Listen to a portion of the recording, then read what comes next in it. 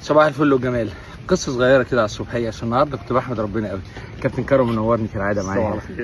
انا عملت حادثه اولى 2005 وكنت بلعب كوره بس قبلها، فبطلت العب كوره. الاحتكاك كان صعب جدا. دراع الشمال لسه فيها اثار جراء، يعني حوادث جامده وكلام من ده، فيها شرايح ومسامير وكلام من ده. فكنت بلعب تنس بايدي اليمين بس. جيت عملت حادثه ثانيه 2017 برضه بايدي الشمال، اتدمرت تماما. خلاص بقى في بلاوي والعصب ضعيف جدا، الايد اضعف منكم. عمري ما لعبت سيرف في حياتي، كنتش بلعب سيرف خالص. الباك هاند بالنسبه لي مستحيل، لان السيرف بيعتمد انك بترفع الكوره بايدك الشمال وبتنزلها، بتبقى صعبه جدا انك تثبتها فوق، ما بعرفش اثبتها. والباك هاند معتمد انك بتزق بايدك الشمال جامد، الاثنين تحت الارض.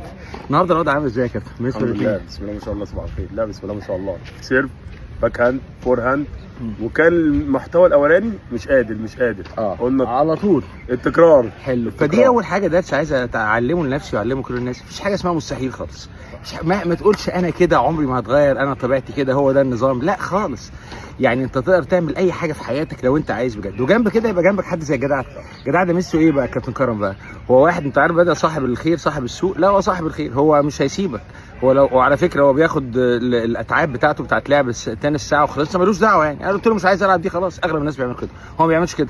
هو لا بيفضل ورايا، معلش يديني كوره على ايدي الشمال مره واثنين، يفضل معايا على السيرف 60 مره. لا ربنا يكرمك، هو صح كده، هو مش هيسيبني وعايز يفيدني بجد. يعني كل مره اللي هو انسى ايدي الشمال ما بحركهاش، ما برفعش ايدي ولا بستقبل الكوره، انا بلعب بالفور هاند حتى، يفكرني فين ايدك الشمال، فين ايدك الشمال. انت محتاج دايما اراده لا تلين، وعندك احساس قوي جدا. مفيش حاجه مستحيله خالص بكرم ربي سبحانه وتعالى، بدل هي خير.